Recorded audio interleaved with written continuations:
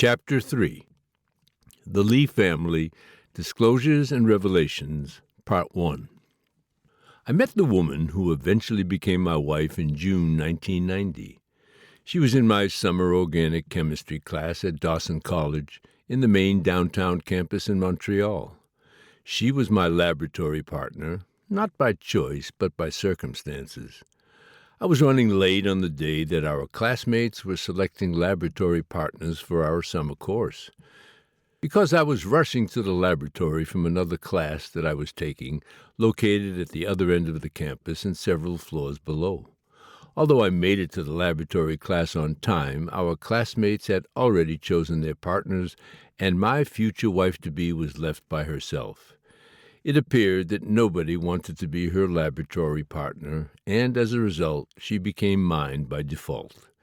She looked a lot like Chinese-American Hollywood actress Lucy Liu, only with fuller eyes, but carried herself with the confident mannerisms similar to Hollywood actress Angelina Jolie, although some might argue that the term arrogant is a better descriptive adjective. I have always felt that there is a fine line that separates confidence from arrogance, but I digress. Her full official name was Lei Ti Hong Li In, but in Canada she preferred to be called Lien Li, with the insistence that her surname be pronounced by its Chinese phonation Li, even though she was only half Chinese from her mother's side. She never liked the Vietnamese pronunciation of her name, particularly when her second middle name was combined with her first name, Hong Lien. She was born on October 1st, 1965 in Saigon, when Saigon was still the capital of South Vietnam and engaged in a civil war with the Communist North. She did not talk to me much about the Vietnam War of 1954 to 1975, also referred to in Vietnam as the American War or the Second Indochina War, primarily because she was still a young child when it was happening, although she did mention remembering seeing American soldiers in public. Part 2.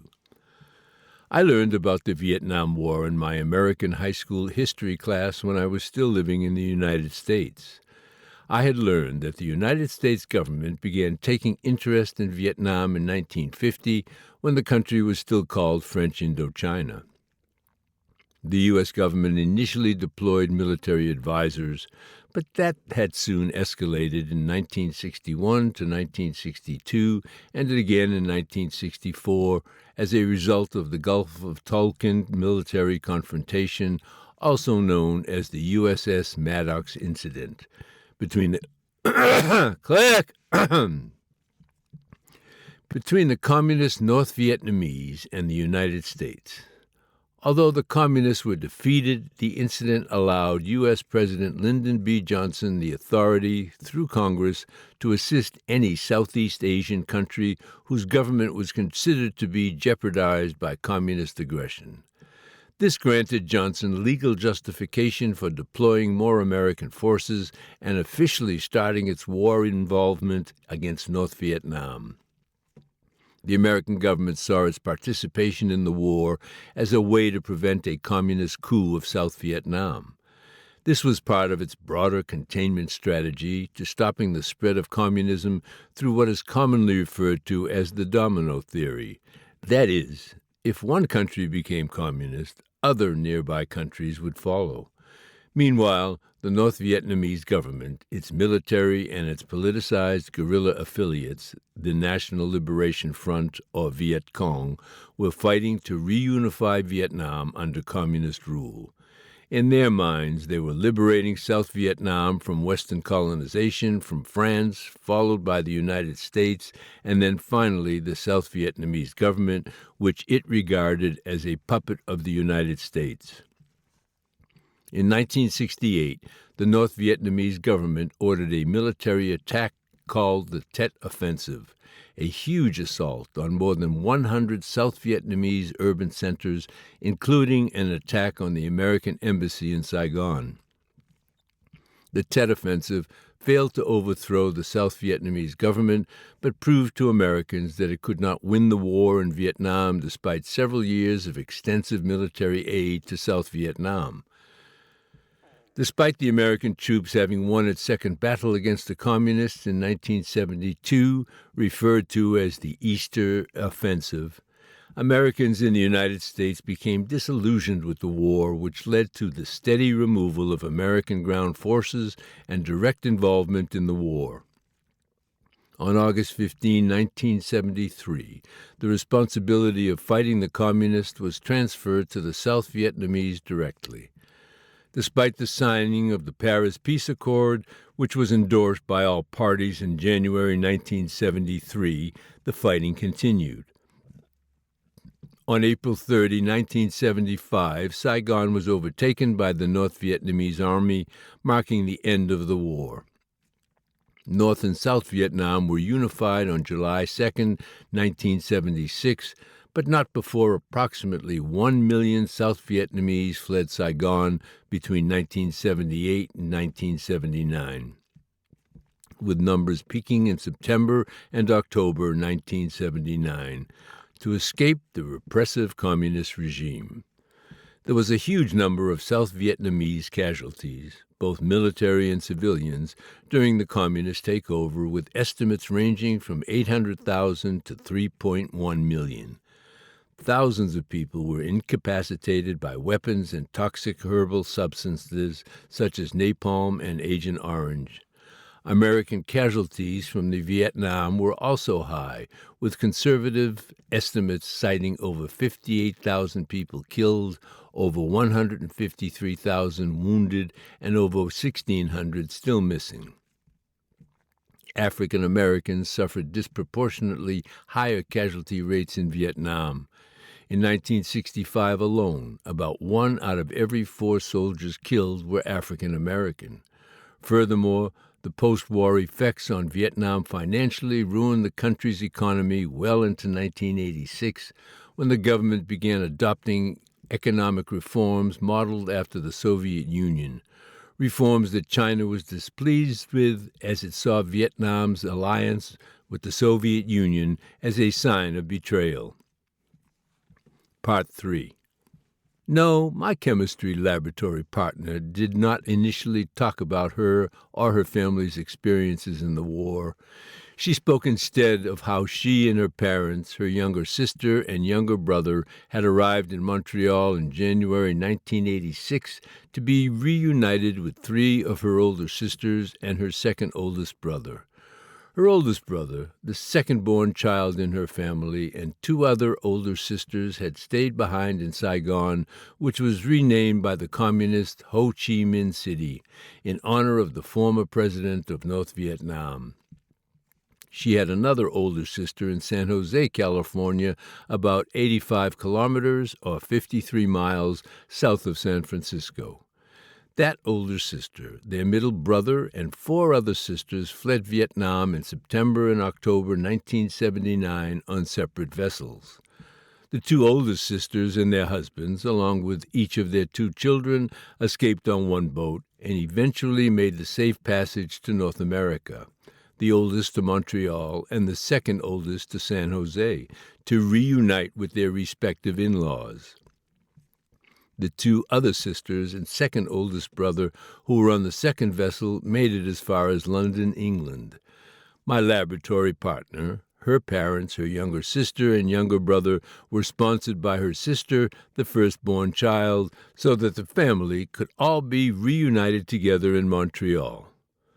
When I had met her in our organic chemistry lab, she had just received her Canadian citizenship. Part 4. I was very familiar with the Vietnamese history, culture, and cuisine, as Montreal had a large Vietnamese population in the 1980s. I had befriended many of them in high school and in my other previous college classes, and have seen several movies about Vietnam, mostly Hollywood movies like Oliver Stone's Platoon and Francis Ford Coppola's Apocalypse Now, which focused on the Vietnam War, but also movies from France that focused on the 2 decades before the Vietnam War, including Indochine, starring Catherine Deneuve and Linh Dan Pham. From the movies that I had watched, I knew that Vietnam was under the complete control of France as of October 1887, after it was colonized and renamed French Indochina. This occupation resulted in resistance movements by both former court officers in the north and the low working class in the south in order to restore the old royalist-based feudal society from thousands of years ago. Despite their efforts to overthrow French rule, the resistors failed miserably as they lacked modern military weapons and equipment. This in turn prompted younger generations to abandon the restoration of the feudal system in exchange for a modern republic similar to Japan. These 2 different ideologies caused 2 parallel movements, but neither was able to overthrow the French-controlled government. The Go East movement, based on the Japanese governing model, became more radicalized and violent, but still to no avail. During that time, communism started becoming popular in Vietnam with the emergence of 3 different communist political parties, all of which were eventually merged into one party in early 1920 with the support of Soviet Union President Joseph Stalin. Throughout the 1930s, the Vietnamese Communist Party was nearly demolished by the French through its execution of top party leaders. During World War II, Japan, who was working in collaboration with Germany and Italy, invaded Indochina in 1940, retaining the French colonial administration as a puppet government. In response to the occupation of Indochina, Vietnam, by both Japan and France, a man named Ho Chi Minh arrived in the northern region of the country to establish the Viet Minh Front, which was to unite everyone regardless of political affiliation and or ideology to fight for Vietnam's independence, although it was still evident that the coalition was dominated by the Communist Party. The front worked with American intelligence to spy on Japan and obtain secret information. During the end of the Second World War, a deadly famine epidemic, killing thousands, erupted due to Japan's occupation of Vietnam and its control of the food supply. This famine ended shortly after Japan and its German and Italian partners were defeated by the Western Allies. The defeat and eviction of the Japanese created a hole in the government, which in turn created internal fighting and rebellions for control of the country. This did not last long, as the French were restored to power shortly thereafter. Despite the restoration of French rule, Communist leader Ho Chi Minh declared Vietnam a democratic republic in September 1945, although this did not amount to much, as all advancements towards communism was abruptly ended by national Chinese and British occupation forces, which sided with the opponents of the Communist Party. Infighting between the communists and non-communists continued as the country held its first National Assembly election, with the communists winning the northern and central regions of Vietnam and their opponents winning the south. The communists finally managed to suppress all of the non-communist parties, but failed to agree to a peace deal with France. This lack of agreement led to war in late 1946, which historians labeled as the official start of the First Indochina War, with the war that followed in 1954 as the Second Indochina War. France had lost the war against the Communists in 1954 and relinquished control of Indochina. The 1954 Geneva Conference left Vietnam a divided country, with the Communists governing the north through Hanoi, its official capital, and the American-supported Republic governing the south via Saigon. The people of this divided nation experienced large and widespread imprisonment and killings through the policies of both respective governments. The Northern Communist government went on a campaign to exterminate social classes, including wealthy farmers and property owners, somewhere between 50,000 to 900,000 people. while the Southern government implemented its campaign against political and religious opposition, imprisoning or killing tens of thousands. With such drastic and radical government policies and programs instilled by both governments after the First Indochina War, then again after the Second Indochina War, it is understandable why so many Vietnamese fled their country in search of peace, security, democracy, and freedom. Anyway, the first documented arrivals of Vietnamese immigrants to Canada was in 1950, when a small number of individuals received scholarships from the Roman Catholic Church to study in Canadian universities. Due to France's colonial involvement in Vietnam, many Vietnamese spoke French as a second language and consequently registered in French-speaking universities like Université Laval in Quebec City, Université de Montréal, and the University of Ottawa. In 1954, when North Vietnam became communist, a group of about 20 nuns from Hanoi also immigrated to Canada in Quebec's Lac-Saint-Jean region, as well as other convents across Quebec. The number of Vietnamese immigrants to Canada increased at the end of the 1950s when Saigon began to receive Western aid. Many South Vietnamese students received scholarships from Canadian universities. Canada's popularity as a destination increased again in 1965 when the South Vietnamese government cut its diplomatic ties with France and prohibited its citizens from studying there. As a result, Vietnamese communities began to develop around Francophone universities in Montreal, Quebec City, Sherbrooke, Ottawa, and Moncton. English universities like the University of Toronto also began to attract students as the American presence in South Vietnam fostered a growing interest in the English language. Numerous Vietnamese people educated in American universities and were against the South Vietnamese government sought refuge in Canada to avoid being persecuted upon their return to Vietnam. Vietnamese students were supposed to return to Vietnam once they graduated, but most of them found good jobs in Canada as professors, scientists, engineers, and administrators and stayed. Most of the students were male, and those who did not marry the few female Vietnamese that came to Canada generally married French-speaking white women. During the late 1960s and early 1970s, several highly qualified graduates from non-Canadian universities also arrived in Canada as immigrants. By 1974, some 1,500 Vietnamese students, graduates, and their children were living in Canada. At least 1,100 of them lived in Quebec. They had their own associations, often divided along political ideology, either for or against communism, and ethnicity, and businesses and professions. Every year they set aside their differences to celebrate their Lunar New Year. Between April 20 and May 15, 1975, around the time that Saigon fell into the hands of the communists, 3,108 Vietnamese made their way to Canada after spending some time in refugee camps. In 1976, another 2,500 refugees were admitted into Canada. The changes in socio-economic conditions and the rigidity of the communist regime provoked negative reactions among the South Vietnamese, who now felt demoted and believed that there was no future for them or their children in Vietnam.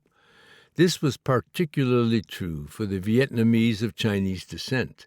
After the Third Indochina War between China and Vietnam, when China briefly invaded the northern border of Vietnam in February 1979 in response to Vietnam's invasion and occupation of Cambodia in 1978, a country whose Khmer Rouge government was supported by China. Between the end of 1978 and the beginning of 1981, several 100,000 Vietnamese of all origins, often called boat people, left Vietnam illegally or quasi-legally by bribing local authorities. over 50,000 of them in total finally made it to Canada. An international conference held in July 1979 persuaded Hanoi to establish an orderly departure program aimed at curbing the flow of refugees by allowing official emigration out of the country. But the program proved incapable of processing the large number of Vietnamese who wanted to leave Vietnam. Those numbers subsided after 1981, but until the early 1900s, thousands of Vietnamese, many of them being ethnic minorities, continued to flee Vietnam, including those in the north. By early 1990, the main resettlement countries, the United States, Canada, France, Australia, Germany, Great Britain, and Hong Kong, became less willing to accept Vietnamese refugees, and consequently, many refugees were stuck in camps located in Southeast Asia. The 1991 Canadian census listed 94,255 individuals in Canada as being of Vietnamese origin. Many community leaders have stated that the size of the Vietnamese population in Canada is actually higher, around 100,000, since many residents are ethnic Chinese minorities from Vietnam who, although were born and or raised in Vietnam, identify themselves as Chinese. The 1991 Canadian census reveals that more than 90% of the Vietnamese population in Canada was concentrated in Ontario, 41%, Quebec, 23%, Alberta, 16%, and British Columbia, 13.5%. At the city level, there were 24,550 residents of Vietnamese origin living in Toronto, 19,260 residents of Vietnamese origin living in Montreal, 10,090 residents of Vietnamese origin living in Vancouver, 7,255 residents of Vietnamese origin in Calgary, 6,775 residents of Vietnamese origin living in Edmonton, and 4,340 residents of Vietnamese origin living in Ottawa, Gatineau. By 2011, the Vietnamese population in Montreal increased to 24,605, while the populations in Toronto, Vancouver, Calgary, Edmonton, and Ottawa, Gatineau have also seen increases: 45, 270, 21,695, 12,510, 8,000, and 6,225, respectively. In Montreal, Vietnamese immigrants mainly settled either downtown or its southern suburb, composed of 24 small municipalities collectively referred to as the South Shore. Part 5. My laboratory partner lived 5.5 kilometers, or 3.4 miles, east of the downtown college campus. She lived in a cramped rental house with her parents, younger brother and sister, and her first male cousin, located just across La Fontaine Park, in an electoral district which has always voted for separatist political parties at election time. She normally took the number 24 city bus to and from Dawson College, but she had asked me to drive her home after our organic chemistry laboratory session because she did not feel comfortable waiting for the bus at 10 p.m. on Sherbrooke Street at the corner of Atwater Avenue. Her request was not much of an inconvenience for me as I drove by her street every Wednesday night on my way home.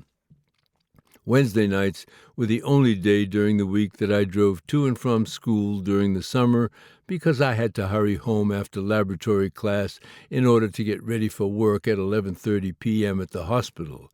She, on the other hand, worked during the day every summer at a factory near the Beaubien subway station, which made men's underwear. On the other days of the week, I commuted to and from Dawson College by subway, metro, and bus, since I finished my summer classes earlier during the day. This was my last semester in the health science program before starting the nursing program in September at the same college. My laboratory partner continued her studies at Dawson College for an additional year because she was not ready to start university. Every Wednesday night that summer, when I drove her home, she would tell me a little bit about herself and her family. Both of her parents were born in a small town in South Vietnam. She did not specify which town, only that it was small and in the southern half of the country, but moved to Saigon shortly after they had married in 1951. Her father, whom I will call Mr. Lee, was born in September 1930 and belonged to the majority Kin or Viet ethnic population group. He was the oldest boy in a family of 4. His parents died of dehydration when he was 15 years of age from diarrhea caused by drinking contaminated water.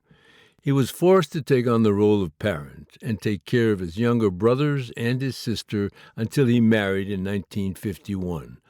Apparently, even after he married, he was still making sure that his brothers were well looked after. His sister had died shortly before his marriage due to unknown causes. Mr. Lee had married a woman whom I will call Mrs. Lee, although she was officially still referred to by her maiden name, Ngo, in Vietnamese and Ing in Chinese. She was of Hmong descent. But at the same time that she was growing up in Vietnam, the highly derogatory term Mao was used by the majority Vietnamese population to describe the ethnic Chinese minority group that she belonged to. The Chinese in China themselves referred to this ethnic minority group as Miao, which took on the connotation of barbarian and whom had mostly lived in the southern provinces of China. Even the French occupiers of Southeast Asia did not think highly of this ethnic population and consequently referred to them as montagnards, mountain people. Click! Mountain people.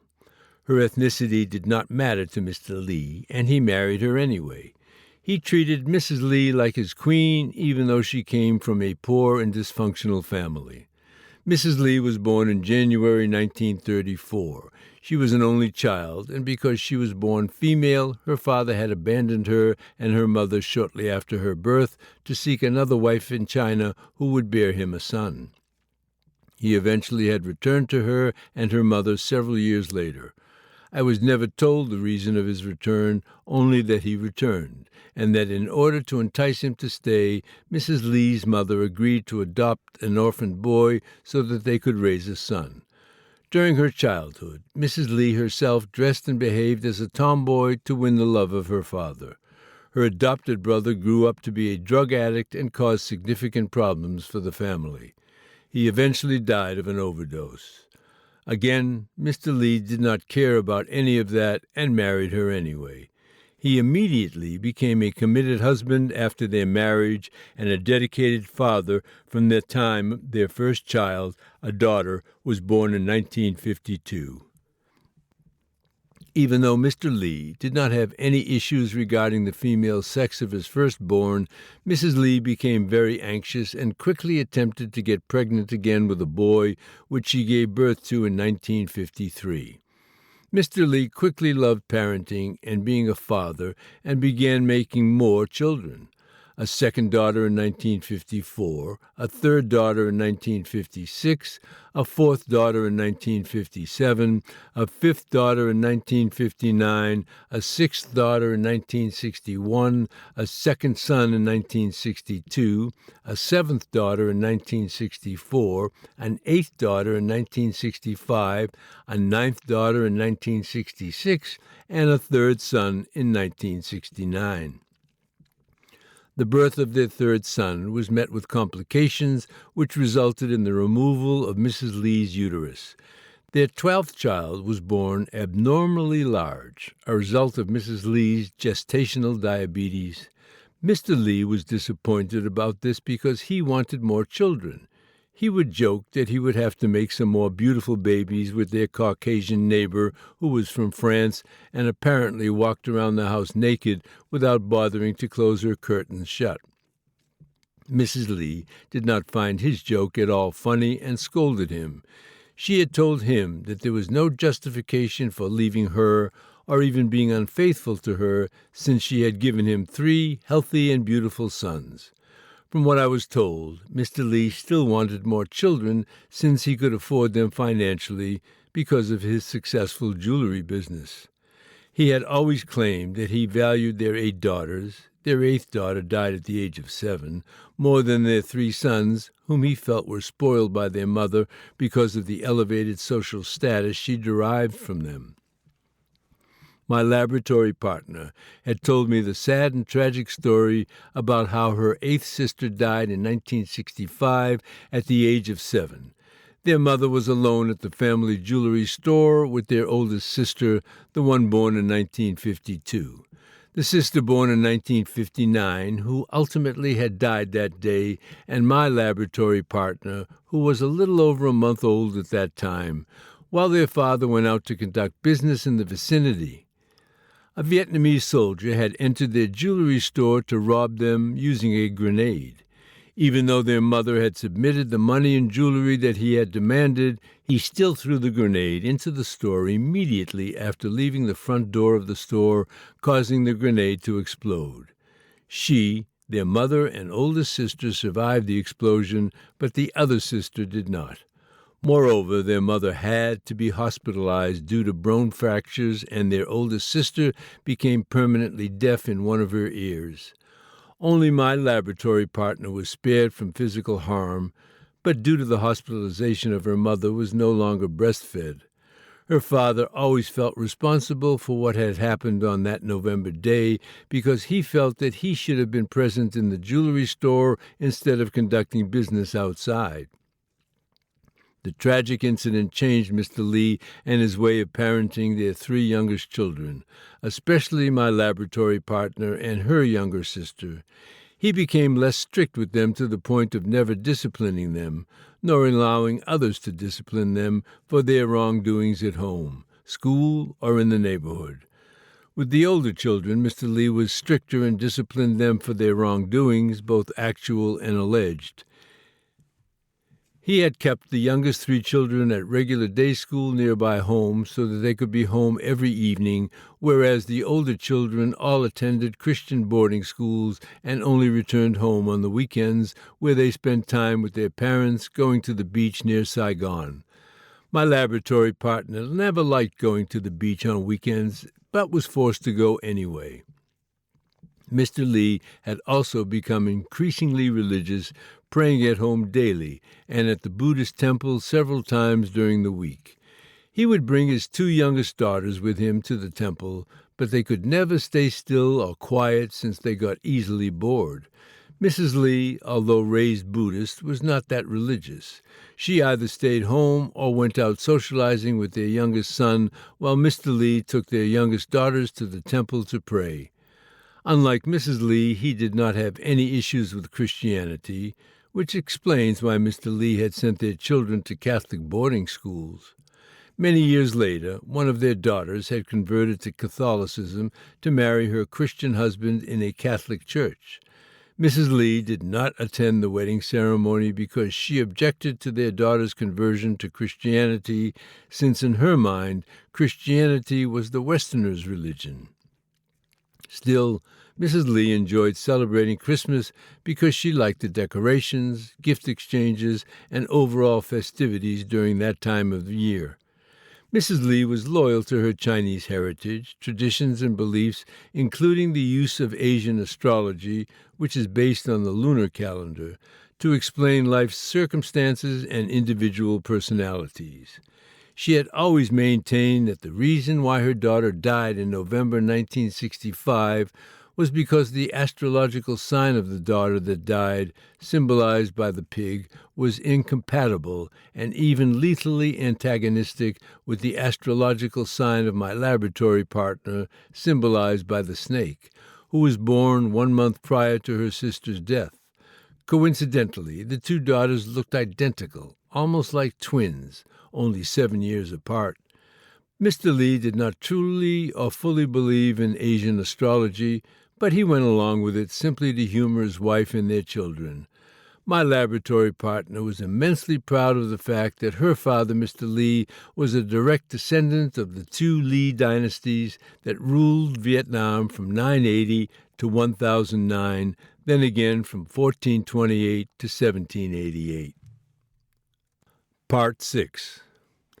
The early Lee dynasty ruled for 3 generations after Li Huan declared himself the first Li emperor in 980 so that he could defeat the Song Chinese emperor during its attempted invasion of Vietnam.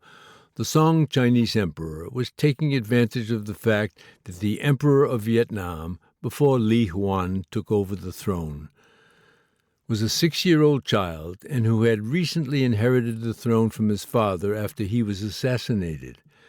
Before declaring himself emperor, Li Huan was the commander of the 10 armies known for his military tactics. After winning the war against the Song, he began the southward expansion of Vietnam. His death in 1005 at the age of 65 resulted in internal fighting among his sons, even though Li Huan had written in his will that one of his younger sons, Li Long Viet, continued to reign the country.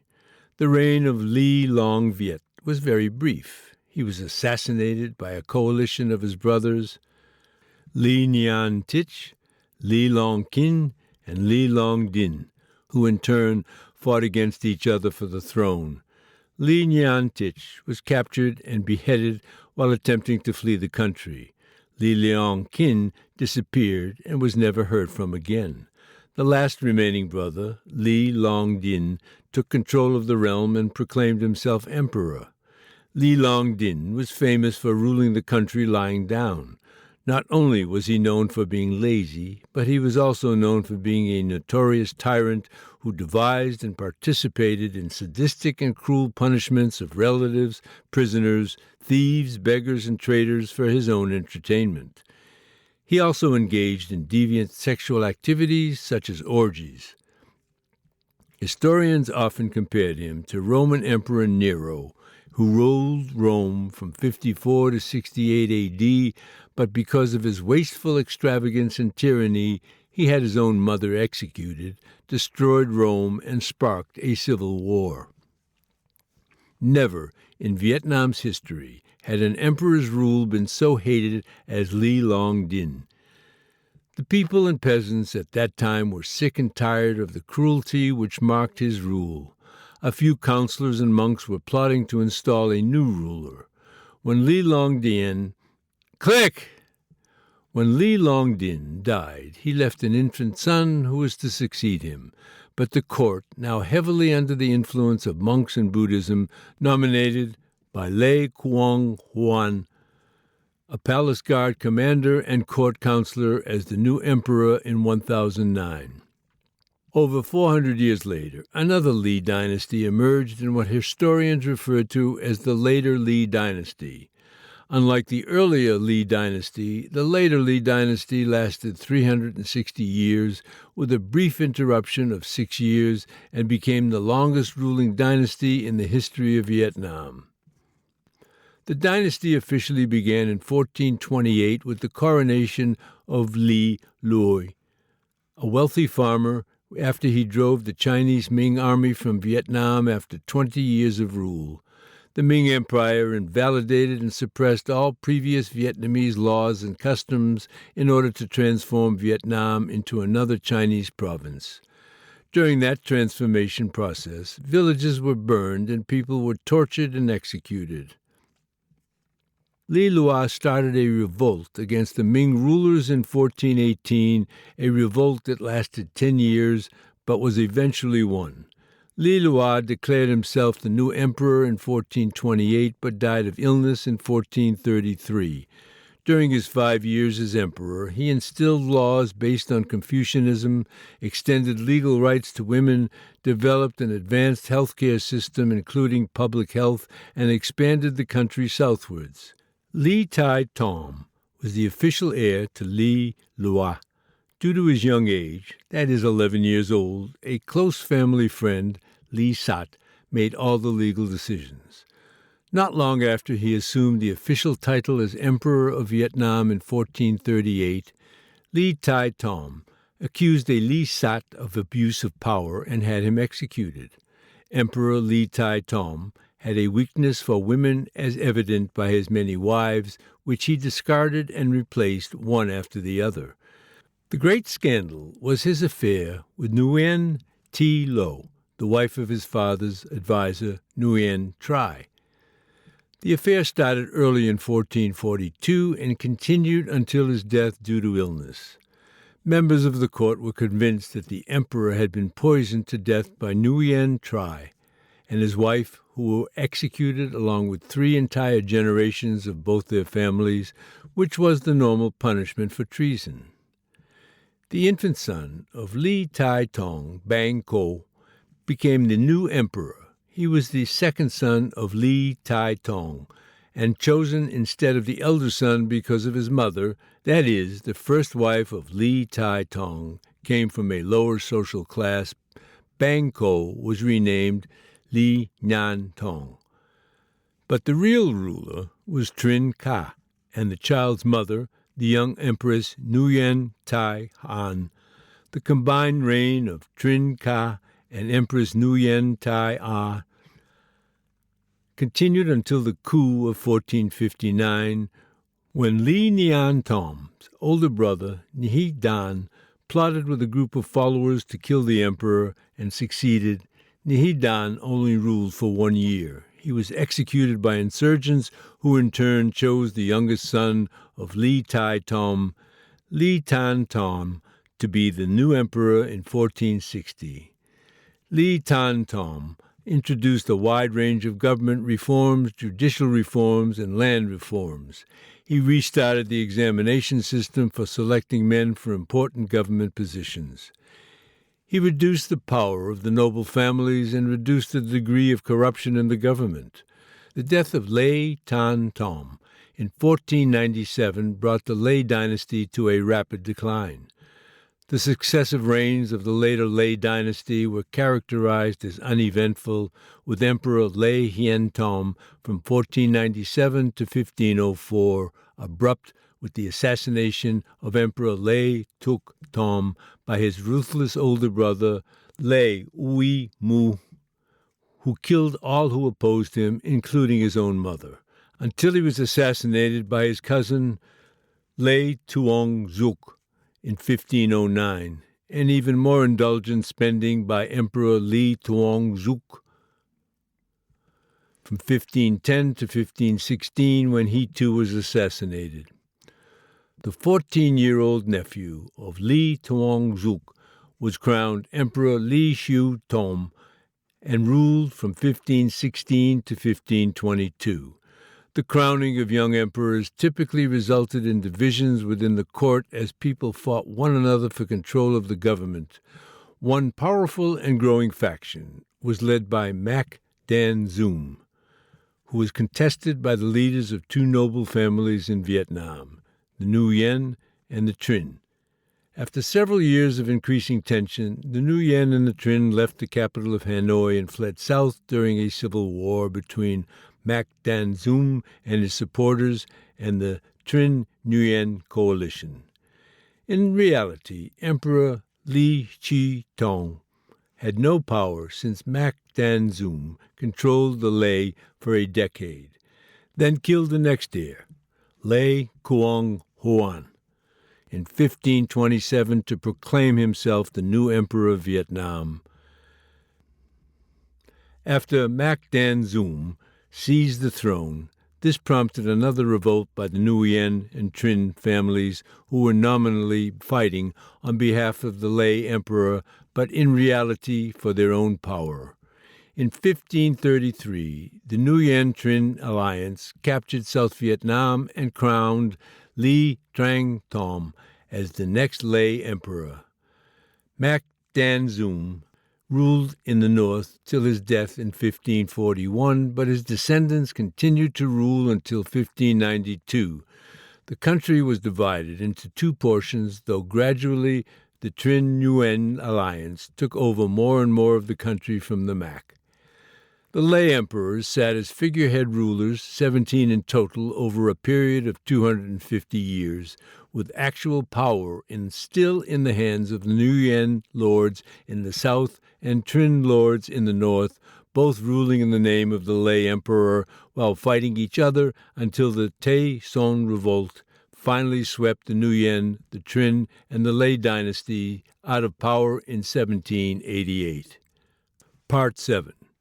Yes, my laboratory partner was proud of her lay heritage, although she knew that in today's modern world her royal lineage no longer had any meaning or significance.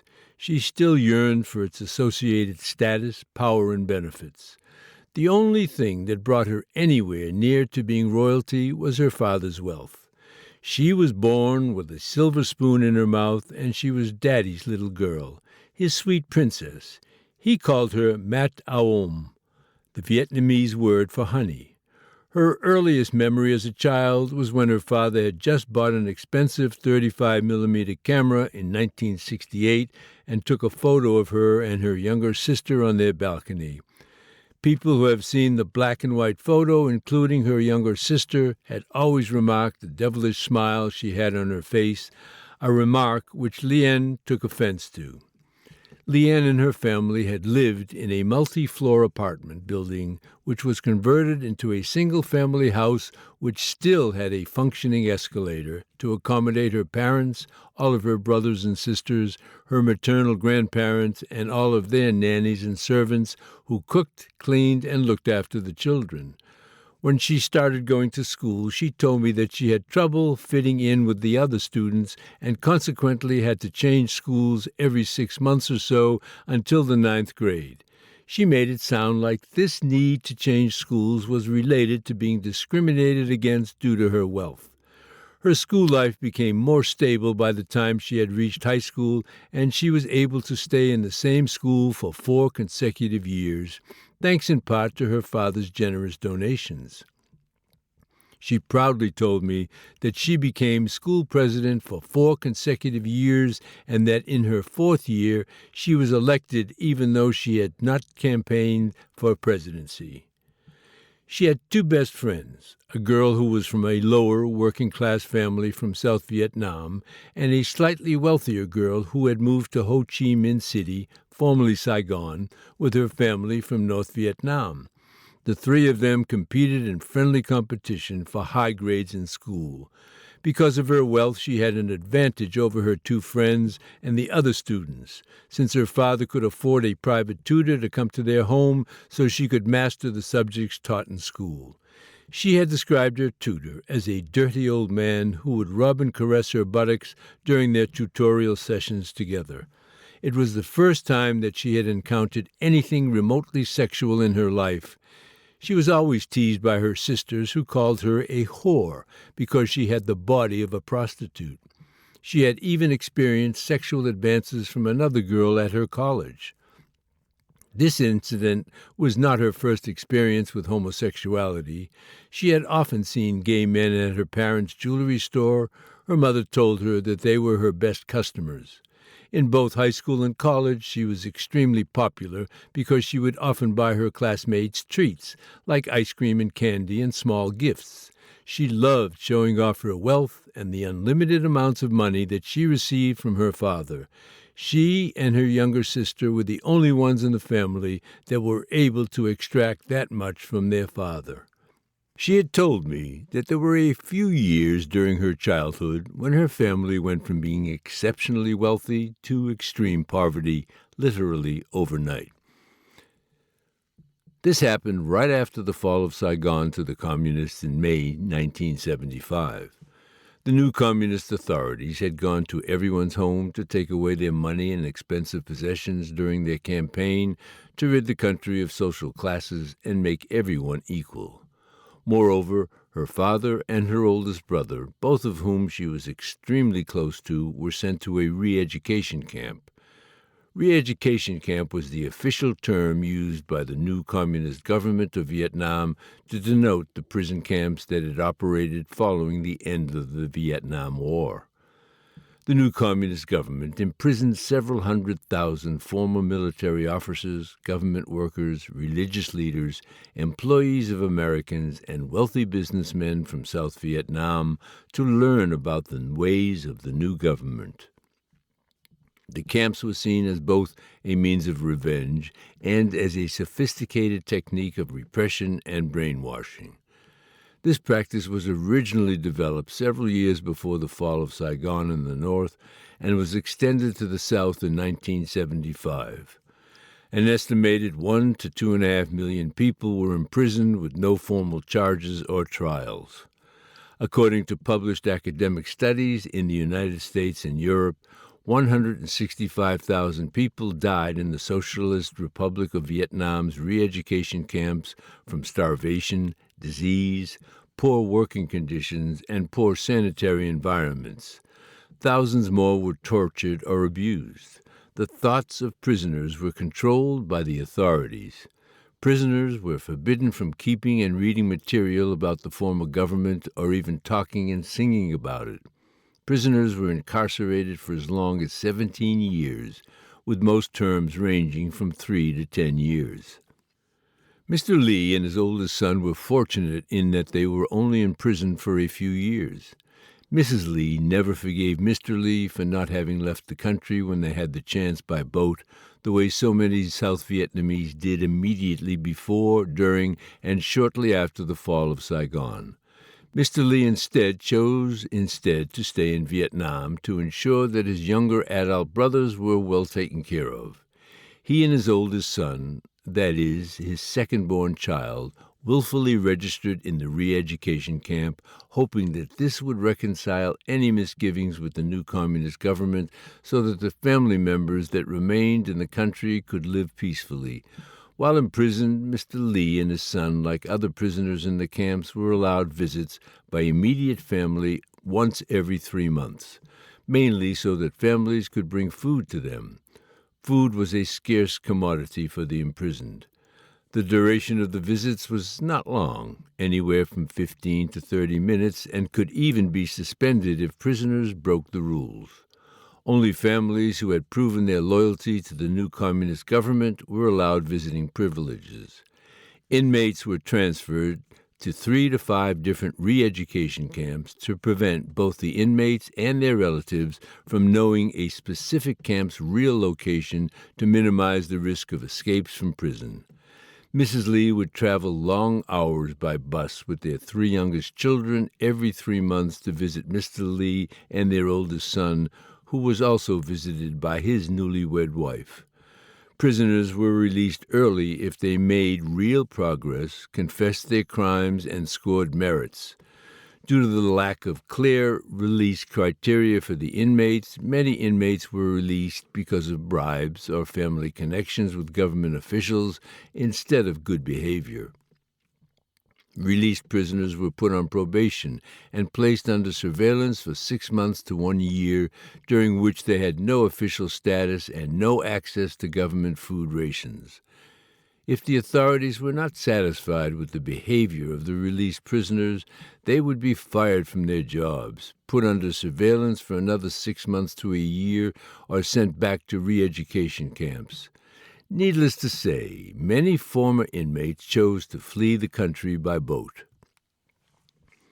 Mr. Lee did not flee the country upon his release and, in fact, had stayed in Vietnam until January 1986, when all of the government paperwork was finally completed for him to relocate to Montreal with his wife and their 3 youngest children, all of whom were sponsored by their firstborn child and her husband, a medical student from a wealthy, successful family in the restaurant business.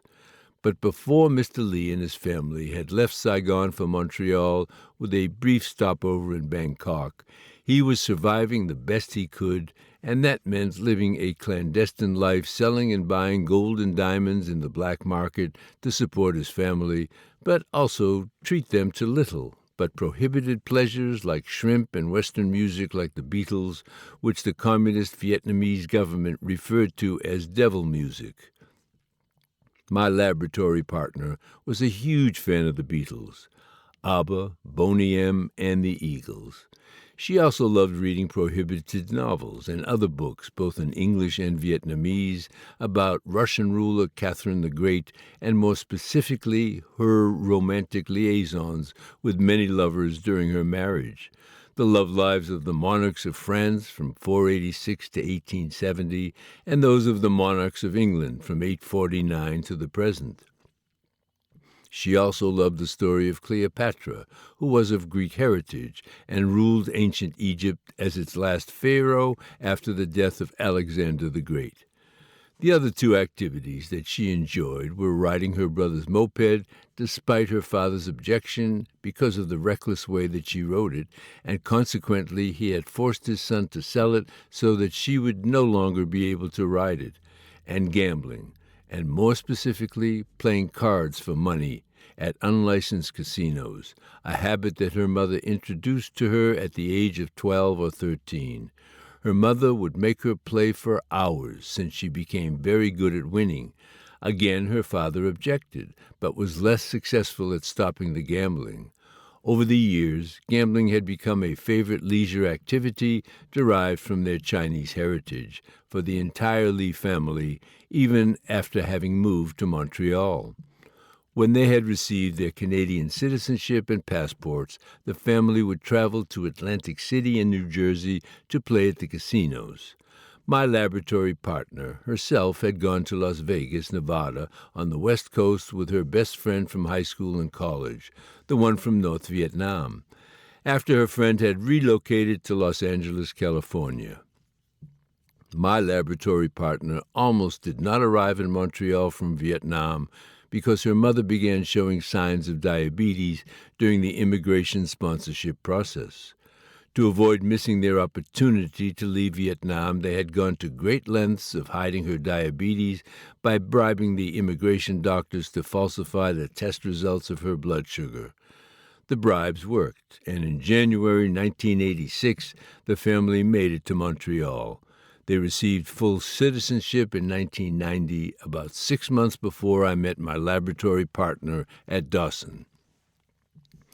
During the Wednesdays that I drove my laboratory partner to her home, she did most of the talking, mostly because I am not the talkative type, but also because I felt that she was going through issues with her boyfriend, for lack of a better word, and needed someone to listen to her.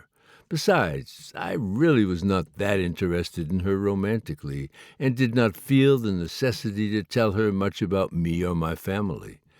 I saw her mostly as an acquaintance whose partnership was going to end in August 1990 when our summer organic chemistry course was scheduled to end. Her boyfriend, whom she had met years earlier at her French immersion class, was a Caucasian, pure-wool francophone, Quebecois, who was teaching the class next to hers. His name was Camille, and he had approached her in the hallway to start small talk during their break from class. Shortly thereafter, they were dating and started a sexual relationship. He was her first lover. She had wanted their relationship to become exclusive and monogamous, but he loved being with several different women sexually. For whatever reason, she stayed with him even though the thought of him having sex with other women bothered her.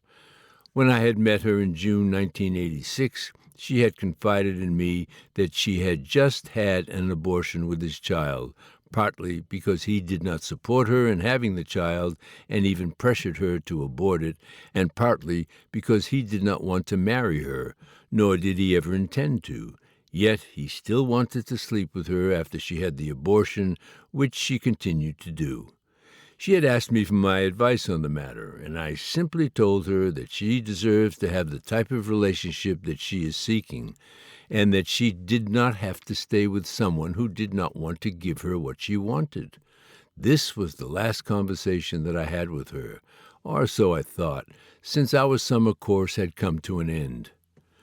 The following month, September 1990, I had started my second college program at Dawson. I had kept myself busy with studying and doing assignments, working part-time in hospitals and rehearsing, and playing music with my rock band. During that semester, my former laboratory partner had figured out my class schedule and would bump into me between my classes. I had always remained polite and respectful towards her, but my conversations with her were mostly hello and goodbye. On the evening of September 28, 1990, it was a Friday, and for whatever reason, I was not scheduled to work or play music with my band. My former laboratory partner called me at home to tell me that she had no one to celebrate her birthday with over the weekend, and if I would not mind to take her out for the evening, since she did not wish to be alone. I pitied her and told her, okay. I did not have any plans anyway for that evening. I told her that I could meet her at her home in a couple of hours, which gave me enough time to shower and change, withdraw some money from the bank machine, and buy her a small gift for her birthday, a statue of a mother bear with her 2 cubs. She took me to her favorite Greek restaurant on Duluth Avenue East, just east of Saint-Denis Street, where several other Greek restaurants were located and where we had a nice, delicious meal, which she insisted she pay for even though it was her birthday. She told me that she enjoyed her birthday present, but I had later found out that she actually re-gifted my present and gave it to her younger sister. Whatever. During our meal, she had told me that she had ended her relationship with Camille and that he was not happy about it because he still wanted to see her sexually. She told me that she felt better about ending the relationship, but at the same time she felt lonely. I told her that there are lots of guys out there that would be happy to be her boyfriend. She had told me that she has had difficulty finding the right guy for her. Vietnamese and Chinese guys, even the ones that her family brought home to meet her, did not like her because she was too westernized. But then again, she did not like them either because she did not want to be the traditional yes sir kind of woman that they expected all Asian women to be. She had also mentioned her concern about their allegedly small penis. Also, most of her family had deep reservations about her marrying a non-Asian because of their negative perception of them, which was mostly derived from their experiences with the Francophones in Montreal. I had assured her that not all Westerners were like the French-speaking Quebecois, and that although in many ways I understood their feelings, particularly when they were living in a Francophone neighborhood that had always voted for a separatist, leftist, secularist political party at election time, it was erroneous for them to generalize about Westerners like that. I told her that if she kept looking, she will eventually find the right guy for her. Later that evening, I drove her home. Her father was waiting for her in front of their home, and to be polite and respectful, I got out of the car and shook his hand good night before I got back into my car and drove home. She really was not my type, and in fact, I was trying to get the attention of the daughter of one of the mayoral candidates who was thinking of campaigning for the 1994 election. A girl that I had met in one of my humanities classes and whom I was trying to go out on a date with, but to no avail. She was a little out of my league. Anyway, the next time that I spoke to my former laboratory partner was again in the hallways of Dawson College. Always these brief conversations that basically consisted of, hello, how are you, I'm fine, and goodbye.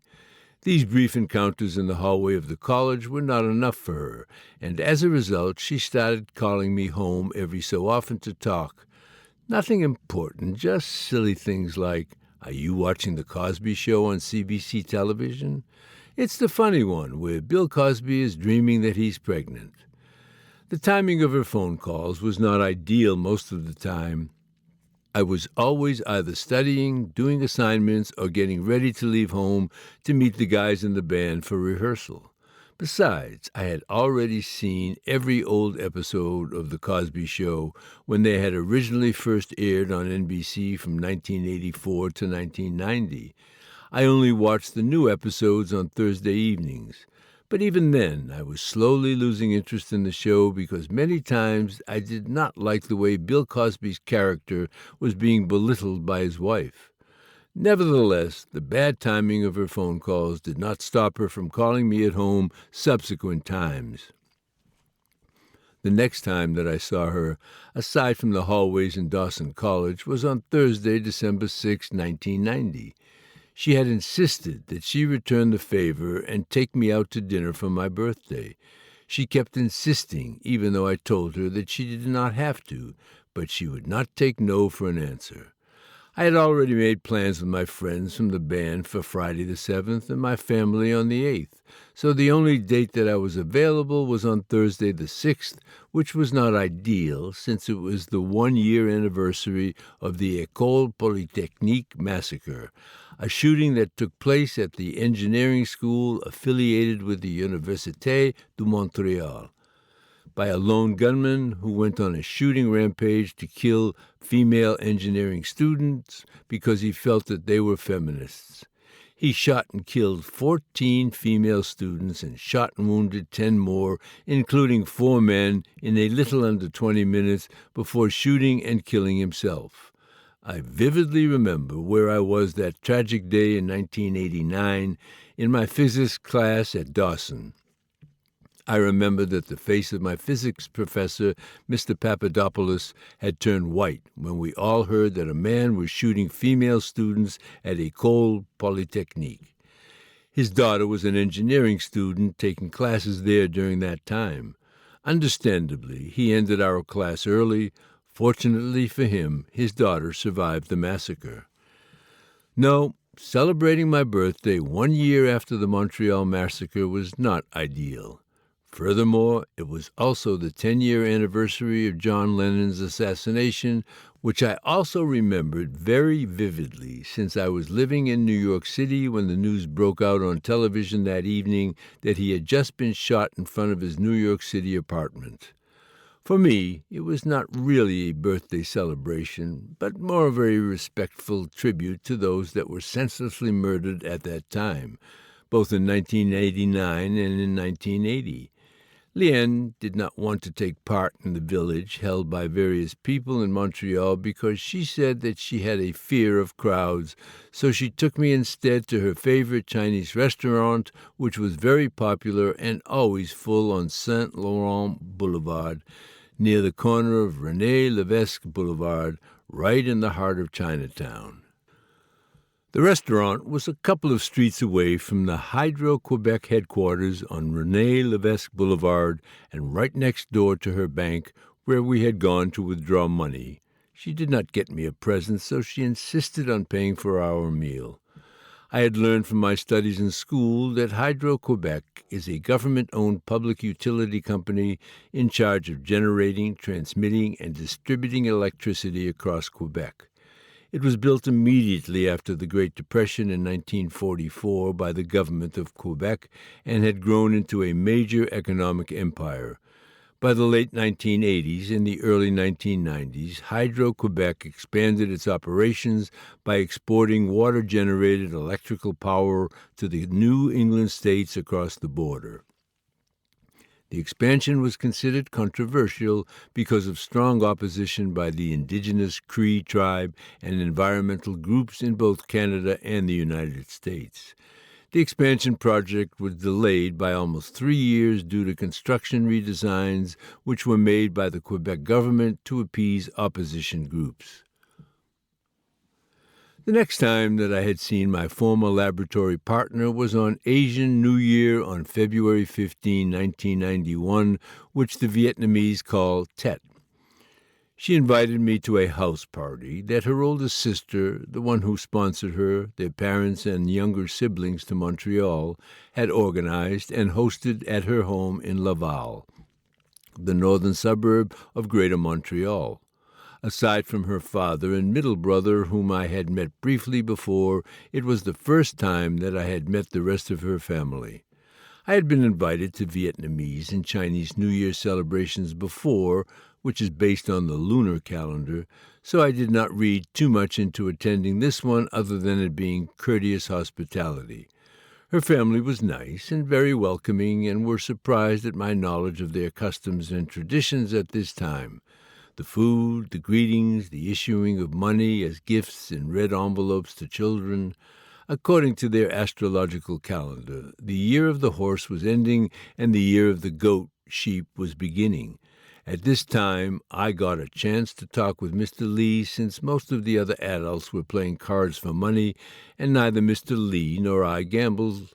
Surprisingly, Mrs. Lee did not gamble either, but the language barrier between us prevented us from talking since she did not speak any English or French or Greek or Spanish, and I did not speak Chinese or Vietnamese. Mr. Lee did not speak English, but he did speak French, albeit with a heavy Vietnamese accent. Nevertheless, I understood him well enough to converse with him, even though he had difficulty hearing from all those repairing and constructing jewelry. Bang, bang, bang. One of the first things that I had asked Mr. Lee was why did he make so many children?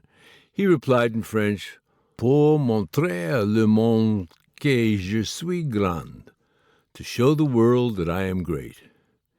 Egoist. His answer should not have surprised me. He was a short man, not more than 1.65 meters or 5 feet 5 inches tall, the same height as his wife, and exactly 15.25 centimeters or 6 inches taller than Lien. If there was one thing that I learned from short people, they always have big egos and always had something to prove to us taller ones. I remember the French teacher that I had in my last year of high school. Mr. Nguyen, who was a short man originally from Vietnam, was tough, strict, and oftentimes quite mean in class. Unforgettable. From a historical perspective, there were many ruthless and ambitious people of short physical stature that have tried to conquer the world to prove their greatness. Napoleon, Alexander the Great, Joseph Stalin, Genghis Khan, Adolf Hitler, and Cleopatra, to name a few.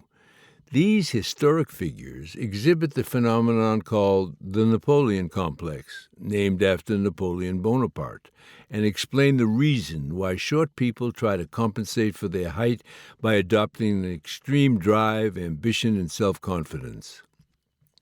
According to the Napoleon complex, shorter people are more likely to be tyrannical and initiate conflicts.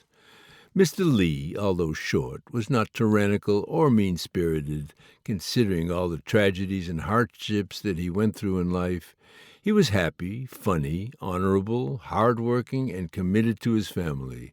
You could tell that he loved his family, both living and deceased.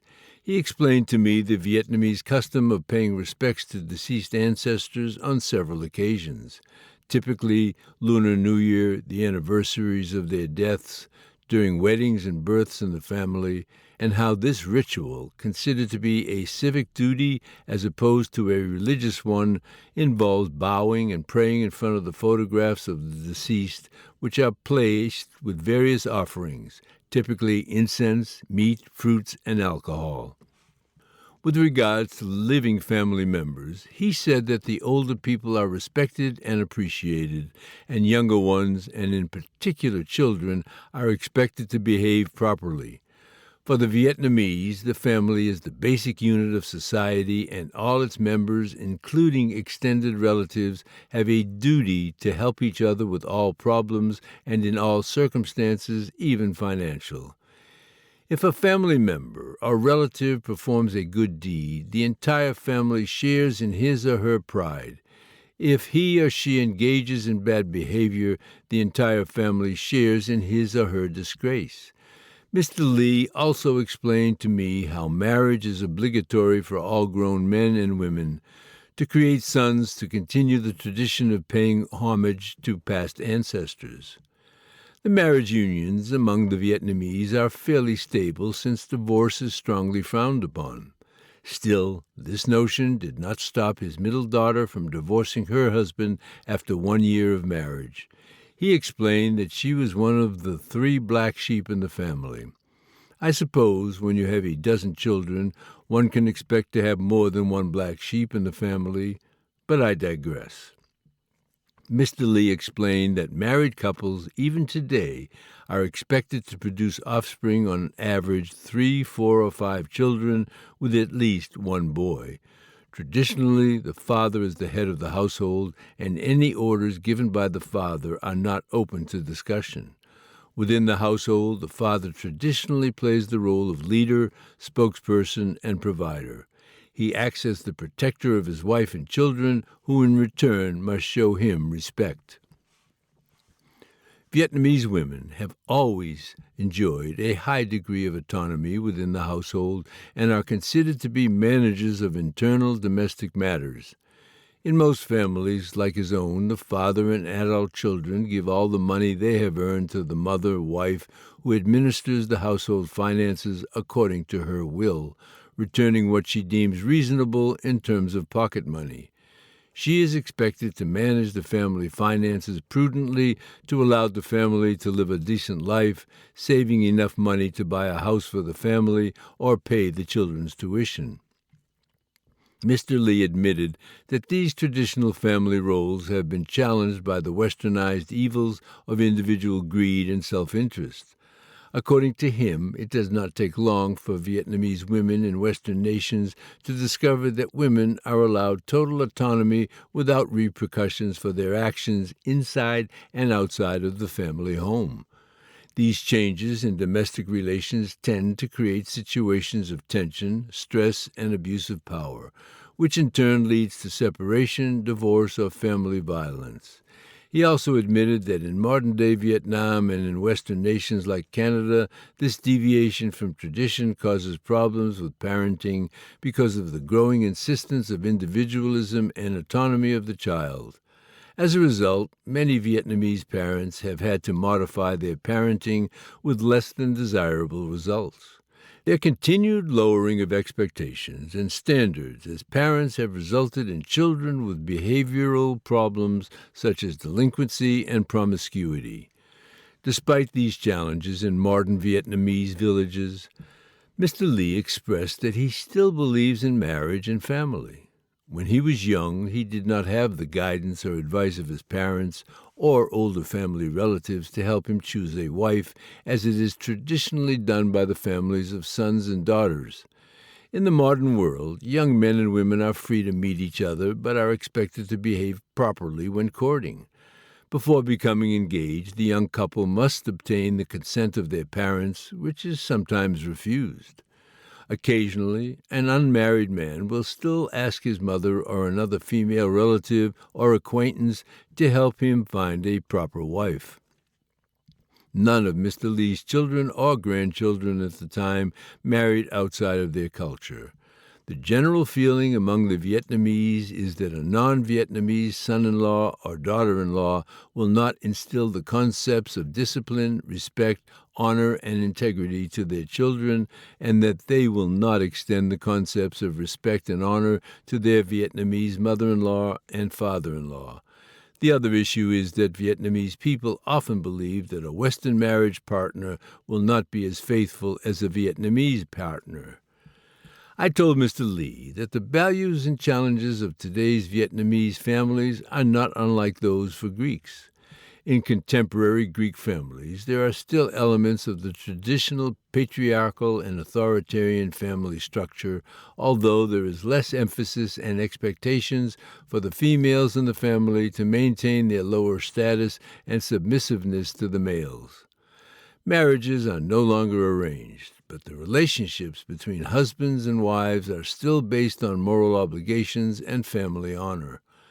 The Greeks in North America also face challenges that threaten and/or undermine the traditional customs, roles, and beliefs in their homes, and as a result had to modify how the family household functioned.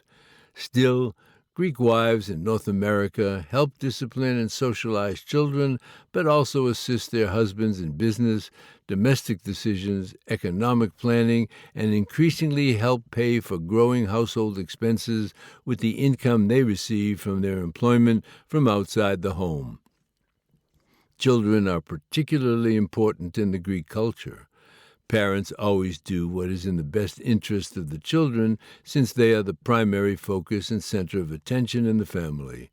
It is the reason why parents and relatives continuously interact and get highly involved in the children's lives. Greeks are very warm people towards their children, frequently hugging, kissing, and playing with them, something that I noticed was lacking in the Lee family. Greeks always made great sacrifices for the sake of their children, and it is the main reason why Greeks do not tend to divorce. They only divorce if it is absolutely necessary, for example, to ensure their safety or the safety of the children. Otherwise, there is no divorce, at least until the youngest child becomes an adult. But even then, divorce is frowned upon, but still permitted no more than 2 times by the Greek Orthodox Church. Greeks believed that signs and expressions of love, affection, and harmony make children become sincere, kind-hearted, and sympathetic adults. The family network in the Greek culture extends beyond those who are related by blood or marriage. They also include the godparents and wedding sponsors, that is, the best man, the maid of honor, and their families, referred to the Greeks as koubaros, koubara, koubare, respectively. Roles that come with moral obligations and responsibilities, including financial support when needed. One of the goals of the immediate and extended family network is to see the children succeed in their academic achievements. Also, like the Vietnamese, Greeks traditionally do not marry outside of their culture, mainly to preserve prominent Greek language and customs, but also the beliefs and practices linked to the Orthodox Christian religion. What is increasingly seen in the younger generation of Greeks, both in and outside of Greece, is more intercultural marriages, particularly among Greek males. A study conducted in Canada revealed that at least 53% of weddings performed by Greek Orthodox churches in the country in the late 1980s and early 1990s were interethnic. When Mr. Lee and I had exhausted our discussion on our respective family traditions, we quickly started talking about the history and politics of Vietnam and Greece. The similarities were uncanny in how both Greece and Vietnam suffered hardships because of foreign oppression by neighboring countries, that is, the Ottomans and the Chinese respectively, followed by the colonization by Western nations, namely Rome and France, followed by the invasion of the respective countries by Axis forces, that is, Germany and Japan, during World War II, which was immediately followed by internal conflict between communist and non-communist factions. Our conversations lasted many hours, that I completely forgot to phone my mother to tell her that I was alive and well. She had a habit of always worrying about me whenever I was away from home for long. By the time I remembered to phone her, it was 3 o'clock in the morning, which was when I left to return home. Needless to say, my mother was not happy about not having phoned her earlier. She could not phone me because I did not have a cellular phone at the time. The next time that I saw my former laboratory partner was in the hallway of the college a few days later. I had happened to drive to Dawson that day. I do not remember why, and had driven her home that afternoon. As I parked the car to let her out, she told me that it was official. I was her boyfriend. What? Apparently her father liked me. She said so with a bit of jealousy in her voice, as if to imply that he liked me more than he liked her, and he would not mind me dating her. I liked Mr. Lee, too. I got along very well with both him and his 4 sons-in-law, but I felt that the decision to be his daughter's boyfriend should ultimately be made by me. My intuition told me that she was the one pushing our friendship forward to the next level. I could tell because she was very presumptuous that way. I was caught off guard. She did not leave me enough time to respond. Before I could react or respond, she kissed me on the cheek and got out of the car. Dumbfounded. I wanted us to take things slow between us, but something told me she was not going to. I was right. The next thing I knew, I was taking her to the movies, both alone and with her sisters and their husbands and fiancés, the theater, restaurants, mostly Greek, Chinese, and Vietnamese. The latter ones located on Côte des Neiges Street near Côte Sainte-Catherine Street, or along Saint-Denis Street near Jean Talon Street, and her family get-togethers at either her parents' home or one of her sisters' homes throughout Greater Montreal. We had even begun taking simple walks to talk a couple of times at Mount Royal Park, the mountain located west of downtown and which was surrounded by one of the city's largest green space. Mount Royal Park was a wonderful haven during the day, offering a break from the bustling city life. At night, people can see 31.4 meters or 103 feet illuminated cross, which sits at the top of the mountain, a cross that was originally placed there in 1643 by Paul Chomédé de Maisonneuve, the founder of the city, to fulfill a promise he had made to the Virgin Mary when praying to her to stop a disastrous flood that was occurring at that time. These various outings would continue well into the end of that year, a lot longer than I thought it would last, when I finally introduced my girlfriend to my mother and brother first, and ultimately my father. My mother and my girlfriend got along well, particularly since they shared the same feminist views on female-male dynamics, which I tried to rebut, but to no avail since I was clearly outnumbered. My brother also foolishly tried, but he quickly learned that he was not going to win that debate either. My mother also preferred my girlfriend over my brothers, a Canadian woman of Italian descent, because my girlfriend was more educated. She was going to start her first semester at Concordia University in September 1991, and more cultured than my brother's girlfriend. Also, when my mother had her first stroke, my girlfriend had visited my mother at the Montreal General Hospital to bring her the homemade soup that she had made with her mother. After my mother was discharged from hospital, my girlfriend still came over to clean our house and cook us one of the 6 meals she knew how to cook. She went out of her way to impress my mother and win her approval. The first time that my father had met her, he did not know what to make of her. Even though my mother had warned him about her petite size, my father was taken aback at how small she was. 1.5 meters, or 4 feet 11 inches tall, and 35 kilograms, or 77 pounds. He had later told me in private that my mother had warned him that she was small, but he did not expect her to be that small. He said that she looked like a 12-year-old girl, only with bigger tits. My mother and I quickly began working on her low weight by feeding her foods high in protein and calories until she gained at least 6 kilograms, about 13 pounds. Of course, when he had first met her, he was hospitable and polite towards her. My father did not care that she was Asian. He got along with the Chinese when he conducted business with them in New York. My mother was somewhat relieved that her daughter-in-law would not be Greek because she always felt like an outcast among Greeks due to her different upbringing and ideological views. For my father, his main concern was whether she would adopt a Christian mentality and way of life. My father had bought her a crucifix on a chain to wear around her neck and had immediately emphasized that we are a Christian family and that if she was serious about becoming his daughter-in-law, she had to convert to Christianity. I had told him earlier that she was raised as a Buddhist, but that in reality she was not practicing it.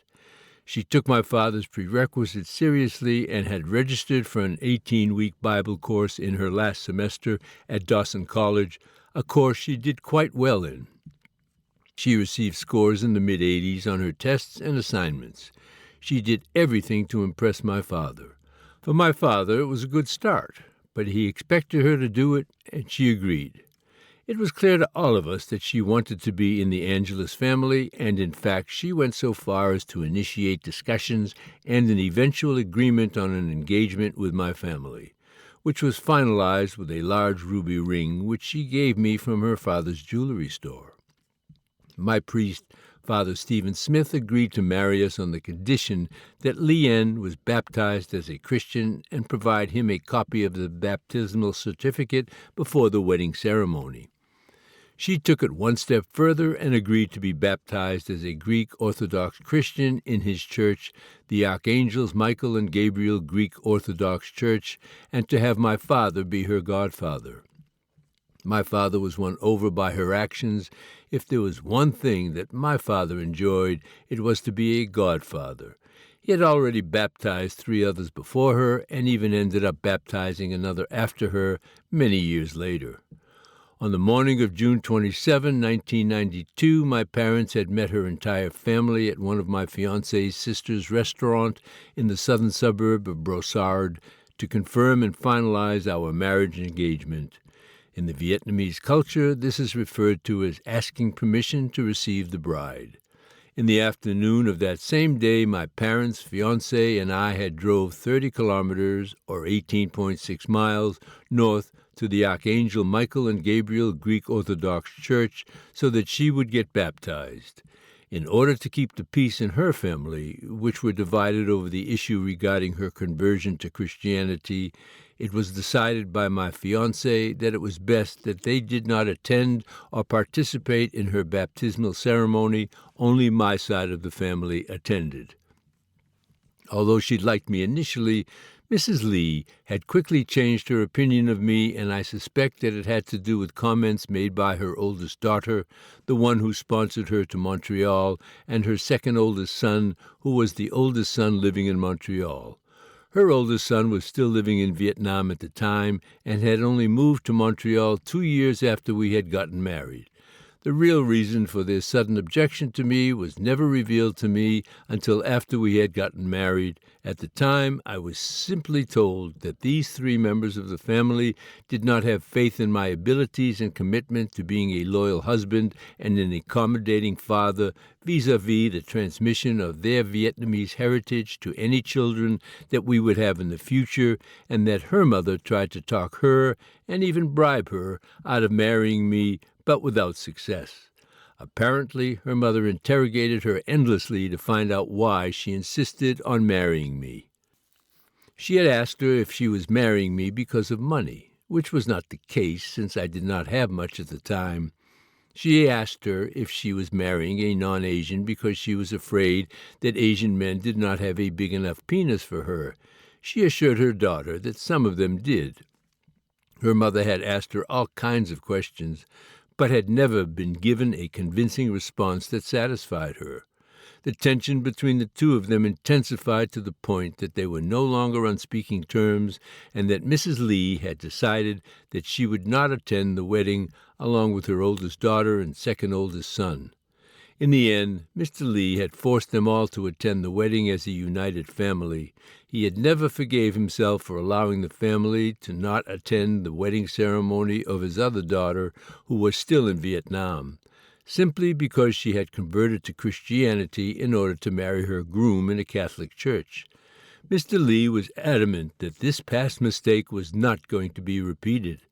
I had given Mr. Lee money to pay for an engagement ring from his jewelry store. That was the easy part. The more difficult part involved the payment of the wedding reception. In the Asian culture, it is the groom and his family that pays for the wedding. But in the Greek culture, it is the bride and her family that pays for the wedding. Both of our families, and particularly my father and her mother, were unyielding on this matter. In the end, my fiancée and I paid about 50% of the wedding, with my parents and her father each paying 25% of the balance. Compromise. The wedding was set for the Sunday afternoon of September 6, 1992, at the Archangels Michael and Gabriel Greek Orthodox Church, the day before the Labor Day holiday, followed by the reception held on a boat docked near the Clock Tower Quay along the St. Laurent River in the port of Old Montreal, the oldest part of the city, discovered and used in 1605 by French explorer Samuel du Champlain as a fur-trading post. According to the Lee family, who were into numerology, September 6, 1992 was a lucky day to get married, since the numbers in the date add up to the single-digit 9, a number associated with the word everlasting. It is often used by Asians for weddings. Liane had kept her maiden name, Lee, as it is legally required in Quebec, although she did include my surname hyphenated after her maiden name on her passport, and later on after we had moved to Ontario on her driver's license because it benefited her to do so.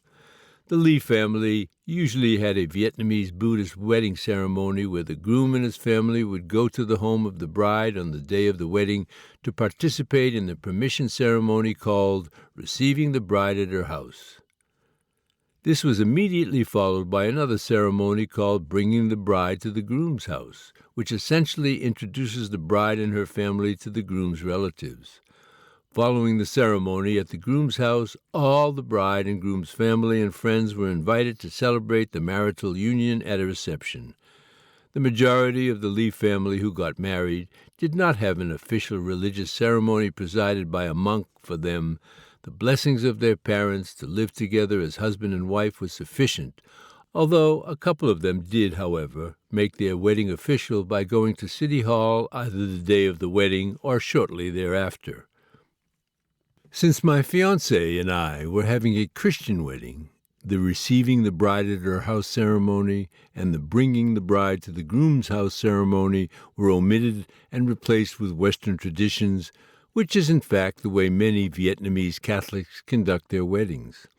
The beginning of the Orthodox wedding service is like the Catholic and, generally speaking, Christian wedding service. My father and I had rented a white Rolls-Royce to pick up my fiancée, her parents, and her maid of honor, the friend from North Vietnam she had attended high school and college with in Saigon, but who was now living in Los Angeles. To drive them to the church, my parents, brother, who was the best man, and I arrived at the church by a white stretch limousine. Once the wedding song by Felix Mendelssohn began playing on the church organ, my parents had walked down the red-carpeted aisle of the church, followed by Mrs. Lee and one of her sons-in-law, followed by me and my brother, followed by the maid of honor. The bride-to-be was the last to walk down the aisle, escorted by her father.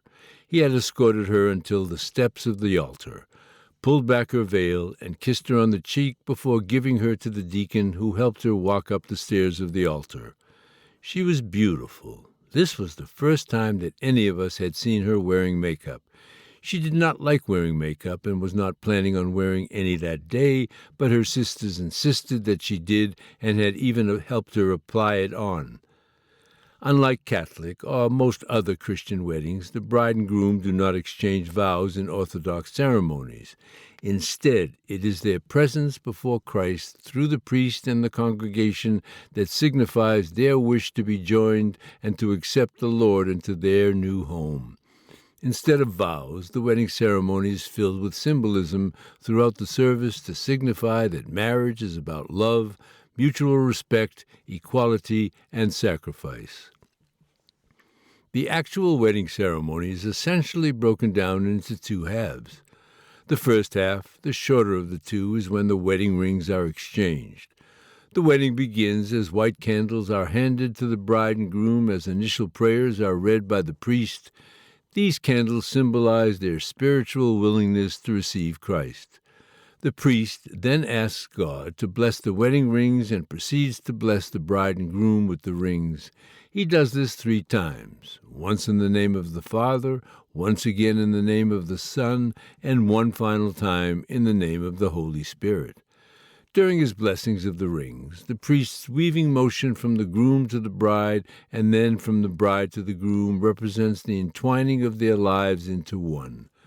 The priest then places the wedding rings on the ring fingers of the right hands of both the bride and groom, as opposed to the left ring fingers, as is done in other Christian ceremonies, since in Orthodoxy there is an emphasis on the notions that it is the right hand of God that blesses, that it was the right hand of God to which Christ ascended, and that it is also the right that who will inherit eternal life in heaven above.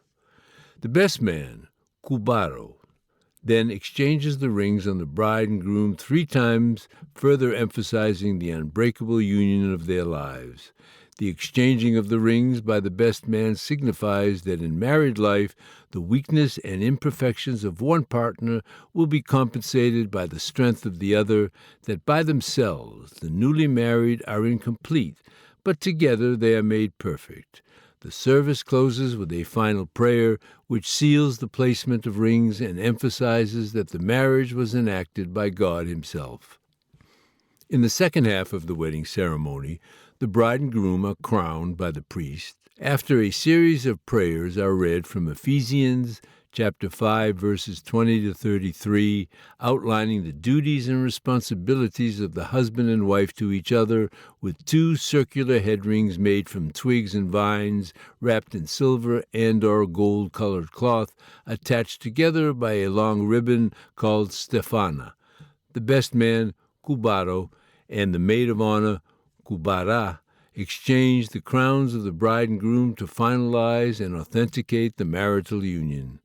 This is followed by drinking from the common cup of wine, which symbolizes that the couple now share with each other every joy and sorrow that they encounter in their lives together.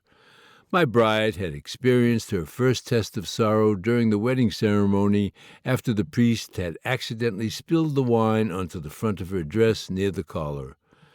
Pissed, the drinking from the common cup of wine is followed by the walking around the altar table 3 times in full circles, again to signify the Holy Trinity of the Father, the Son, and the Holy Spirit, while religious hymns are being sung by the choir. After the 3rd circular walk around the altar table has been done, the priest removes their crowns and blesses them one last time to have a long, happy, and fruitful life, and reminds them that only God can separate the couple from one another, before the newly married couple and the best man and maid of honor can sign the marriage certificate and can then proceed to depart from the altar and walk down the aisle to the front of the church. Before my new bride and I were able to leave the altar, we had to deal with a series of guests who took out their cameras and had asked us to pose for what seemed like half an hour. Click, click, flash, flash. Even the priest started taking our photos as if we were celebrities. Paparazzi. We had finally managed to walk our way out to the front of the church where the traditional act of throwing rice was done before we crossed the street to the small park and have our photos taken by the professional photographer. We then got into the Rolls-Royce to meet our guests at the wedding reception. The limousine was reserved to take our parents, the best man, the maid of honor, and other family members to the reception. Vietnamese brides usually change into 3 different gowns during the reception: the Western white wedding gown, a second Western dress worn at the end of the evening during the dancing, and a third traditional Vietnamese national costume called the Áo Dai, which essentially consists of a silk tunic worn over pants, which is typically worn when the bride and groom go from table to table to personally thank the guests for coming and to accept their wedding gifts.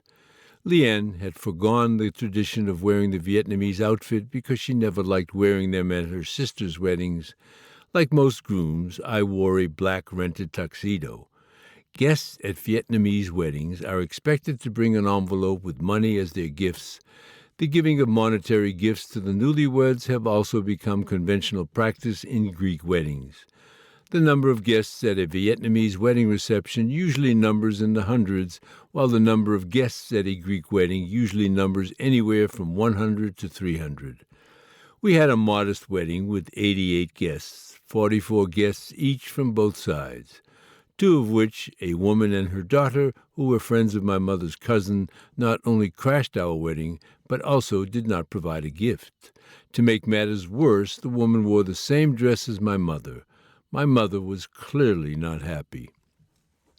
The Vietnamese love having elaborate 7 to 10 course meals served at their wedding receptions, starting with cold plates, then followed by hot meals. Lobster, fish, and other seafood are quite common, and finally ending with desserts and fruits.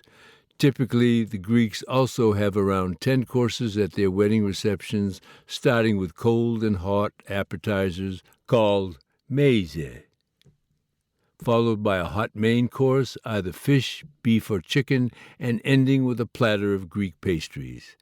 At our wedding, we blended 3 types of cuisine by having a combination of meals from Greece, China, and France. The chef was a Greek man who had married a Francophone woman who also was an experienced French chef. They had subcontracted the services of a local Chinese chef for the Asian dishes. The Greek chef was very flexible and accommodating. The only thing that the Greek chef had asked my father was not to have the guests break the dishes by throwing them onto the floor, a Greek custom to express happiness during special occasions, but also an act to signify new beginnings. This plate-smashing custom is no longer conducted by modern Greeks due to safety and cost issues. The meals themselves were available to our guests at the buffet table so that they can choose whichever dishes that they preferred. We had an open bar for the children so that they can have unlimited juices, milk, soft drinks, and other non-alcoholic beverages. Adults were provided 2 bottles of wine, one red and one white at each table. If they wanted other or more beverages, they were free to buy them at the bar. The coffee and tea were served with the traditional white wedding cake. At the request of my mother, the Vietnamese guests made every effort to dance at our wedding. Dancing is an important aspect of Greek life and celebrations like weddings and baptisms. It is the cultural means of expressing our passion and emotions. We had an exceptionally good DJ, something my mother insisted on since she loves dancing, who played all 4 types of music: Vietnamese, Greek, Latin, and North American. I was told that the DJ was so good that many of our guests had stayed to dance until 4:30 a.m., about 2 hours after my new bride and I had left to go to a nearby hotel to start our mini honeymoon. We went on our real honeymoon 14 weeks later to California and Nevada because of scheduling conflicts with my bride's university classes. Even though my mother was happy about the music and dancing and creating the opportunity to see all of her friends and relatives in one place, since many of them lived in different cities like New York, Washington, D.C., Miami, Quebec City, etc., I had later discovered about a week later, after having watched the video recording of our wedding, that she had become emotional and sad, crying almost endlessly in front of our guests during the reception. Our guests found it silly and had asked her why she was crying. She responded that she felt that she had just lost her beloved son. Our guests continued to laugh and reassured her that she did not lose a son, but had gained a daughter, and soon a couple of grandchildren. Unpersuasive. She continued to cry throughout the remainder of the recording as if it were my funeral instead of my wedding. Part 8. After our brief honeymoon, it was back to normal life responsibilities. She started her second year of studies at Concordia University, while I continued my studies at Dawson College and worked weekends at the Veterans Hospital on the west side of the city. Although it was our only source of income, I was well paid. My wife did not like me working there, particularly because of the long distance from home and my working hours, every Saturday, Sunday, and holiday Monday, mostly from 7:30 a.m. to 3:30 p.m., occasionally from 11:30 p.m. to 7:30 a.m., and rarely from 3:30 p.m. to 11:30 p.m. She thought that caregiving in hospitals was a thankless job, involving too much work, unusual working hours, with never enough remuneration. Even though I was in my second year of the nursing program, she never fully supported me in pursuing this profession. She had always told me to let some other fool become a doctor or a nurse. She found any and every excuse to hate my job and place of work, even though my salary was paying our living expenses, and even when the source of the trouble did not directly come from my job or place of employment. A good example of this was when I got stuck at the Veterans Hospital for 12 hours because of the big winter snowstorm that started while I was at work on Saturday, March 12, 1993, and shut down the city in what meteorologists termed the superstorm of 1993 and the storm of the century because it was the worst storm seen in 22 years. Despite her issues about my work, she could not deny that it helped us financially survive independently for about the first 3 years of our marriage while we were still studying and working towards our real career goals. Besides, working at the Veterans Hospital was not as bad as she thought it was. Whenever I requested days off from work, like to go away on our almost month-long honeymoon in December 1992, my supervisor never objected. I had always been granted my paid vacation time, even during holiday seasons. The first time that we traveled together as husband and wife was the Canadian Thanksgiving Day holiday weekend in October 1993, which was the same weekend that the Americans were celebrating their Columbus Day holiday. We had traveled together once before for a few days in July 1993 to Quebec City. We had just gotten engaged. But we were chaperoned by my mother, who played tour guide and showed us around the tourist sites and the places she used to go when she lived there. Out of respect for Mrs. Lee, my mother insisted that she chaperone us and not leave us alone for too long, since we were not married yet. We had even taken photos as proof to show to Mrs. Lee that we were chaperoned. On the long holiday weekend in October of 1993, we no longer needed chaperones or photographic proofs. We were free to travel as we pleased. Neither my parents nor her family had made any special plans to celebrate Canadian Thanksgiving, so we took the opportunity to travel to New York City for the 3-day weekend, particularly since my wife had never been there. On our way down to New York, she had told me that she was still not on speaking terms with her mother. She had finally told me the entire story behind the matter. She said, although she was 27 years old, her mother was still treating her like a teenager and was refusing her to live her life as an adult. Her mother, and to a lesser extent her father, were still holding on to the old ways and traditions from Vietnam, which required a single daughter to live at home until they got married. She wanted to move out of her parents' home and tried several times without success. First, she did not make enough money to live on her own because she was only working at the factory during the summer and studying full-time during the other seasons to obtain a university degree, something that her mother did not support since she did not see or understand the value of higher education. Second, her plans to move in and live with one of her older sisters, who had just gotten remarried after her first marriage resulted in divorce, fell apart because her brother-in-law, although he taught her the martial art techniques he was learning from his private classes, did not like her enough to let her live with them and her sister. The truth of the matter was that none of her 4 brothers-in-law liked her very much because they found her to be too rebellious and difficult. After having heard this, I could not help but question her real motives for getting married to me. Did she marry me simply to get away from her mother's house rules?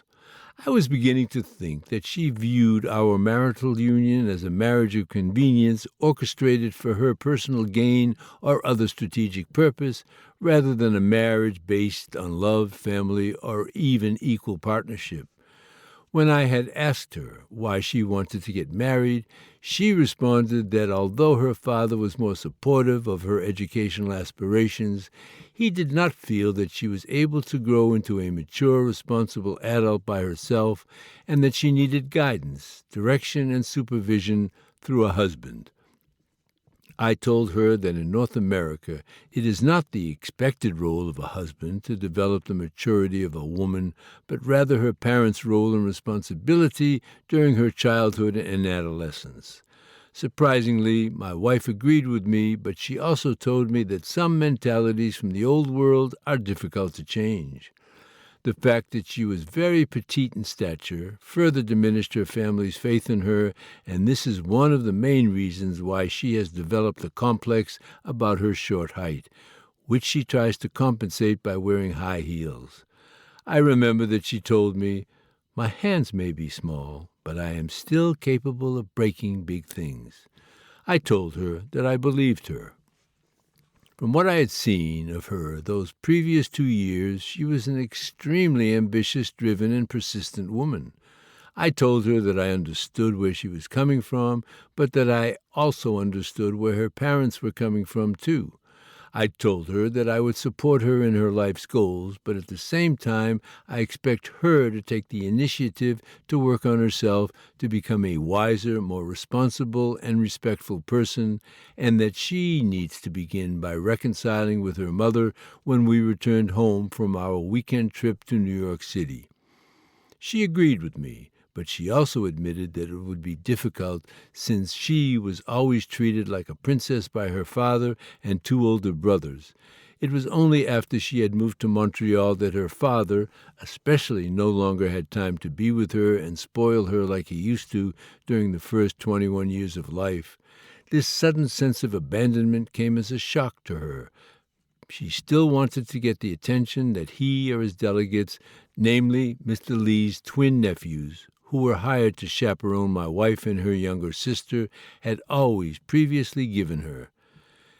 She still wanted to be Daddy's little girl and princess. In many ways, she did everything she could to cling on to those happier times. When we arrived in Queens, New York, we had gone to stay with my cousin, my mother's niece, who had the weekend off from her work at the United Nations. We had gone to visit other relatives from my mother's side of the family before catching up with my father, whom we had met there. He had taken us to see his rental properties at my wife's request. My father did not think much of her request and basically saw it as someone who was curious to see how he was earning his living. My brother, on the other hand, saw her request as something more suspiciously sinister. My brother was offended that 1 month after having married into the family, she was suddenly curious at where my father's source of income was coming from. At the time, I did not think much of her request, especially since she had come to the conclusion that she did not like New York or the people that lived and or worked there.